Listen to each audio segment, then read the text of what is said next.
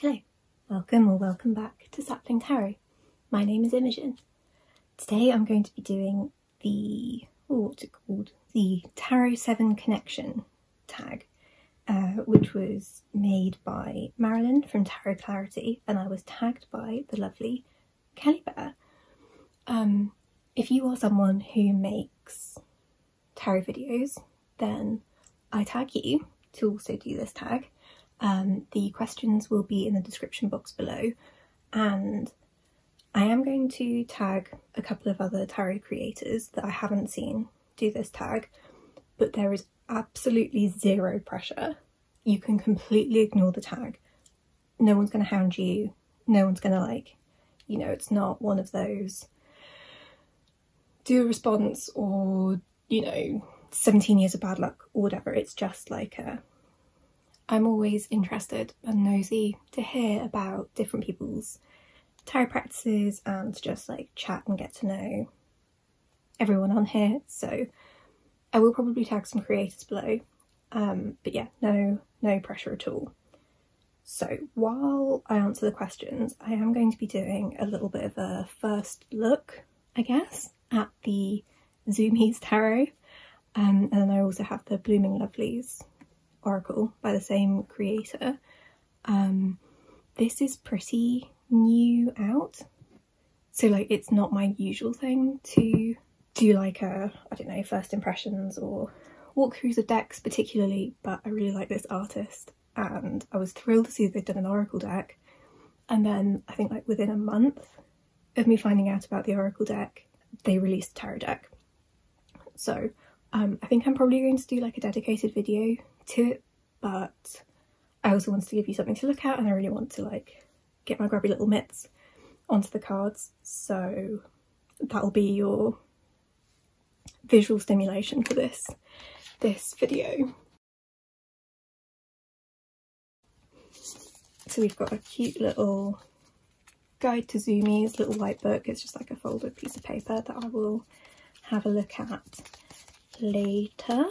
And then we've got these cute little creatures on the backs. Is it a porcupine? I don't know. I know nothing about this. But yeah, I'm just gonna show you the cards while I talk. Is there enough room in frame for me to do this? Yeah, that's fine. Oh, the fool, babe. That's very cute. Maybe this is a terrible idea because I'm just gonna get distracted. Anyway, okay, on to the tag questions. Question number 1, are there any types of readings you won't do? Yes, I am a member of TABI, the Tarot Association of Britain, and international members. I think they've renamed it because we had so many international members that it felt a bit silly, I guess, for it to still be the Tarot Association of the British Isles. And so TABI does have ethical guidelines for their members, but I mean they generally align with my own personal ethics. So I mean, everyone that I've seen do this tag, I don't do medical advice or legal advice or even really psychological advice, or readings that require that. So I'm certainly not going to diagnose anything. And I suppose before I go any further, I should say that these are just my boundaries of things that I do and don't do. I have zero judgment for people who do these things, particularly in the world that we live in. Medical care, mental health care, legal advice can be prohibitively expensive, and so I absolutely don't blame people for in communities that are underserved for these sorts of things, or if you can't afford stuff, then I don't blame people for going to tarot readers or spiritual practitioners or whatever for advice and guidance. And I don't really blame the people who offer those kinds of services. I mean, blame is even a strong word. I have no judgment for people that do stuff like that if that's necessary for their community, and if they have the skills to back it up. It is simply my own skill set. Like I don't possess that skill set, so I don't do readings for that. I tend not to do like readings for third parties that aren't there, or like certainly not if I'm doing like paid readings. Like I tend not to really do that, mostly because like I don't think that I can know that. So again, it's like it's a skill set thing, it's not a judgment thing. And the same goes for like predictive readings. I want to make like a, I don't know, a post or a video about this, but like I certainly don't sell myself as a predictive reader, and that's not because I don't believe in predictive reading or that I think people shouldn't do predictive readings. It's that my skills in that regard are limited. I definitely have done some like really uncanny readings, and I will get onto that in prompt number 3, but I can't do it like so consistently that I would sell myself as some kind of like psychic or whatever. Well, I had a further point on that. Oh yeah, I also believe that like if I predict anything, it's like it's predicting a possible future. So like a lot of the time if I'm doing a reading out and about, I'll do like 3 cards of like something you're bringing in, either like from the past or that you already have, your kind of current situation, sort of like where things are headed. And that may sort of seem like a predictive reading, I guess, but it's like it's one possible outcome of the, you know, like infinite possibilities. So wow, I've already like really rambled with this. We're like nearly all the way through the major arcana. I did pull this out for the solstice the other day because this is super cute. So yeah, I mean, so like I don't tend to do those sorts of things, but I also don't really have any like hard and fast rules that I'd say like I'm never going to do such and blah, because I just don't think that life really works like that. So at the moment I don't do medical, legal, psychological advice readings or like diagnostic readings. I tend not to do third party readings, and I don't really do predictive readings, or if I do, it's like it's not intentional. I don't set out to do predictive readings. Is there anything else? I sound like such a diva talking about like all the things I don't do. I think that's mostly it, you know, like I generally don't really read for like under 18-year-olds, or like I certainly wouldn't do it as like a paid thing. Yeah, that's probably it. I mean, like I'll answer most questions, and like I'll find a way to do a reading for most questions, even if that just takes like a little bit of rejigging or, you know, reframing or whatever. And also like no judgment to people who come and like sit down in my chair and want those kinds of readings, because I think that they are, it's understandable. We all want some insight, I think, into those sorts of things at some point in our lives. And so yeah, like never any judgment. If you come to me with those sorts of questions, I'll just probably like work with you to either find another reader to do exactly what you, if that's like exactly what you want, or to find a way for us to like work together to find the information that you want. That was a super tangential and like rambly answer, but I hope I made sense. Okay, so is there any tarot card you identify with the most? Which is it? It doesn't necessarily have to be a trump card, it can be a pip card. So I did a whole video about this back in like, I don't know, February or something. Look at him. About like finding your cards, and like the kind of things that people use as signifiers, or no, not signifiers, significators. But then this is just like, what card do you identify with the most? And like, I don't know, because I don't know, I suppose like a bit of a tricky time with like identity and things. I guess I see myself in like all the cards and none of the cards, which I'm sure is not an uncommon experience for people. I think the King of Cups is probably one of the ones that I'm like drawn to in terms of like if I'm using a significator. Or the Page of Swords. But like generally there has to be some sort of airy energy in there, because that's the bit of myself that I'm most, I don't know, is it comfortable with? Oh, this artist is so weird. So yeah, it's like the bit that I'm most accustomed to seeing in myself, I suppose, is like the airiness of it all. What's that? Seven of Wings. So would that be Wands? Earthly Abundance. Oh, so that's Pentacles. 7 of Pentacles. Titties, what titties? Okay. Fair enough. Totally distracted, but I saw the word tit and my eyes were drawn and I was distracted. So what was I talking about? Cards that I identify with. I joke because my birth decan, third decan of Gemini that we've just gone through is the 10 of Swords.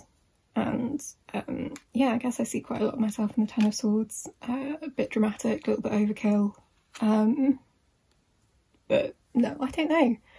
I guess like, yeah, I'll say like the Page of Swords, maybe, for now. But like, don't quote me on this because that sort of thing changes all the time. I want to be like Queen of Swords or King of Cups, or I guess like the Lovers, like the Gemini card, I like a lot because it's like chatty and very like Mercury stuff. I love the Tower because I just have to be edgy or whatever, but like, I don't know. I suppose the question is there any tarot card you identify with the most? The answer, not really. I can give you a huge long list of different things and reasons why I identify with different cards, but that's just tarot, isn't it? So is there any reading that you've ever done that either gave you the chills or impressed you? There's the caveat, don't betray anyone by name or anyone who's easily identifiable, keep it anonymous. So most of my readings like this happened when I was a teenager, and like when I was still like, I don't know, dabbling. I just had the one deck. I used to whip it out at like sleepovers, and like whenever anyone would let me read their cards, I'd do it, and most of them were like scarily accurate. I've had people have readings with me and then like I'd turn over a card and be like, kind of, okay, so this is like you in the situation, and it will be like something that's like their name. And I accidentally like predicted a whole bunch of stuff as a teenager that was super uncanny. I did a reading quite soon before I moved to Scotland that basically just ended up as this like whole tableau of you're moving to Scotland, everything's gonna be fine kind of things. So yeah, like I've had I think a lot of tarot readings can just do that like uncanny, chills, impressive thing. Like even like my solar return spread that I did the other day, I was just turning the cards over and just going, oh, like fuck off, this is just too on the nose. So yeah. As above, so below. Excellent. Okay, number 4, what is your preferred system of tarot? Pip style, including Italian, TDM, or like any other pip deck. Thoth, Smith Waite, Continental, any other. Why do you like the system best? Well, I am most proficient with Smith-Waite. So that's like a very like simple, straightforward answer. I'm not like as familiar with other systems. I really like reading Marseille in as far as I've like learned how to. I'm getting more confident with Thoth, and that's like it in terms of different systems. I know that like Lenormand isn't really a tarot, but I really love that, and learning to do that has impacted my tarot reading significantly. I haven't tried any other, so I haven't tried Italian or any other style of pip deck, really. I don't know what Continental is, which just tells me that I need to go and watch more of Marilyn's videos. Yeah, like I don't know, I'm fascinated by all of it, and like all of the different systems and the way that you can weave your knowledge of one system into cards of another system. And although I've said that like I don't love decks that kind of make you translate, so where you look at a thing and the only way that you'd really do a tarot reading is to take your existing knowledge and like lay it on top, I love doing that like anyway. I mean, in order for a deck to have a place in my collection, it needs to bring something to it. It can't just be like a prompt, effectively, I guess. But I just think they're all absolutely fascinating.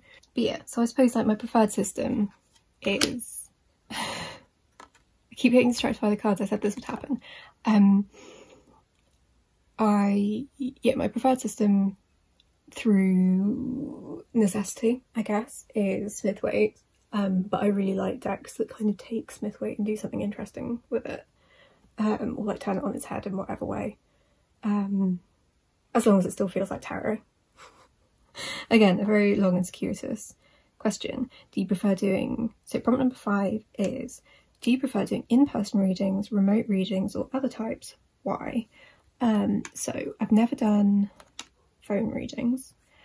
I have done email readings, like Zoom, video chat readings, and face-to-face readings. I like all of them for different reasons. I feel like email readings are massively underrated because people have like time to really think on it. Like if I don't have many email readings to do in a week, I will sometimes just like have the cards out, or I'll take a photo, and it can take me like days to just like keep going back to the document and like adding additional thoughts and stuff, so I can be, I suppose, like more in depth than if you're doing it live, and you feel like you have to like be on it and you have to get everything in the first go. And then one of the like awkward things is like I've done really like fast-paced readings at events, and then I'll be on the train home or something, I'll be like, oh fuck, I didn't say that thing, or like kind of, oh that was really obvious, why did I miss that? And it's that very l'esprit de l'escalier, or however you pronounce it, thing of wishing you said the things. And in an email reading you tend not to have that. I've still done it, I've still like pressed the send button and been like, oh shit, I missed that beautiful little observation or, you know, incredible intuitive hit or whatever, but it's fine. So yeah, I like all of them for different reasons. I mean, I'm really struggling to pick a favourite. I suppose my favourite is probably doing them like over video chat, because, well, my experience of reading face to face has always been at events where there is that like pressure of time. But when I tend to do them on a video call, I block out an hour, and depending on my schedule for that day, it can easily go over, or like depending on the schedule of like me and the querent, and we can just like chat, and it's sort of like, I don't know, I definitely can't say that it's like therapy because I'm not qualified to be a therapist, but it's that kind of like tarot therapy. I really love people to like sit down with me and feel like they're really being listened to. And if you don't have much time at an event, and if you only have like the question in an email, then you can't do that so much. And also just having that like live feedback of, am I on the right track? Because there's a million different ways that you can interpret the cards at any one moment. And if I end up going off on like some major piece and I've just got the wrong end of the stick, or I've just picked the wrong avenue, then it's yeah, it's harder to pull that back in like an email reading than it is if you're talking to someone and then you've got like time to rectify it if you've got a little bit more time. So I'm gonna say I love doing like video call readings, or if I did face-to-face readings in a space where I could have like an hour per customer, would be like the dream. And like one day I'll have a little like studio space somewhere with a nice little table, and I'll just make people a cup of tea and we can just sit and we can chat for an hour and throw cards around, and it'll be the best thing ever. So yeah. Number 6, besides tarot, are there any other oracular systems you enjoy using? Which ones and why? Love the word oracular. I tend to like use the word divinatory, but I should switch to oracular. Well, speaking of oracular, I do use oracle cards. That's like something that's come into my practice in the last like year or so.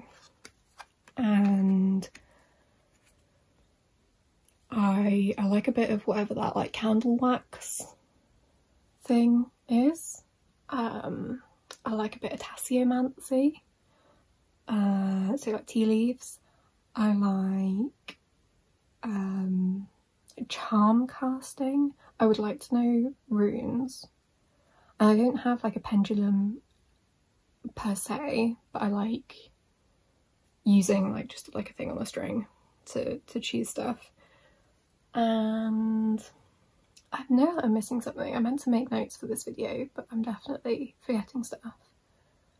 I'd like to learn I Ching, just because Benabel Wen is so compelling and interesting.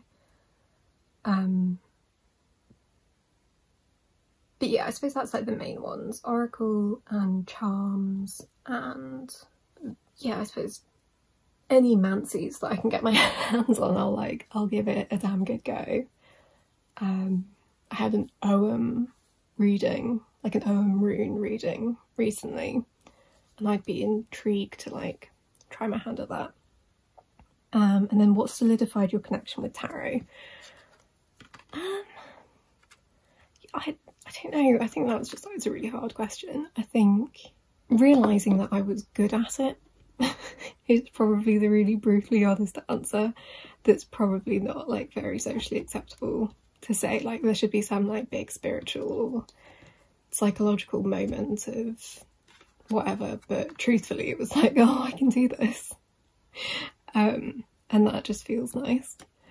Me and the tarot cards, or the tarot cards and me, and yeah, just like it happened over time. There wasn't like some big bolt from the blue thing.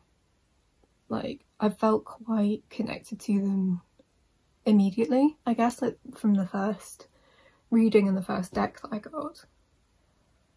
And then I suppose kind of revisiting it in my like early to mid-20s and being like, no, I actually, like I wasn't making it up, I am actually good at this. And it makes sense to me, I think. And in a world where fuck all makes sense to me, tarot makes sense to me, and that's just lovely. It's very relaxing. Even though it's like often the really deep shit that comes up in tarot readings, that's kind of my like weird comfort zone. I'm very like 8 taros heavy. I love just skipping the small talk, and you know, I understand that there's reasons for small talk and it's about people like feeling each other out and seeing if people are safe. I just go straight into it. I forget that I shouldn't talk about some stuff with people. And tarot, just, you get straight into it, don't you? So yeah, my connection was pretty instant, and it's just been like growing over the last like 15 or so years, and it just makes me really happy. And so that's a really nice point to end it on. So that was the Tarot 7 connection. This was the Zoomies Tarot by Zeppelin Moon, which I will endeavour to film a video about separately and with the oracle and stuff, because I have some thoughts. It's a fucking weird deck, but I hope that the art has been nice for you to watch. I know that some people really hate this artwork, so I hope you don't really hate this artwork. Well, like, not hate, but like just don't get it. Don't find it as funny or as endearing as I do. So yeah, I'm gonna tag like a bunch of people below. I apologise in advance, but there's like loads of people that I would like to know these things about. So yeah, I hope you're taking really good care of yourself. Happy Cancer season. I had like big plans for Gemini season of like videos I wanted to do, and like Pride Month and all of this kind of stuff, and it just hasn't happened. And do you want to know why it hasn't happened? It's because my deck has been covered in drying flowers. My desk has been covered in drying flowers, and I haven't wanted to move them. And so I just haven't filmed anything. So executive dysfunction. We love it. Right, I hope you're taking really good care of yourself, and I will catch you in the next one. Bye.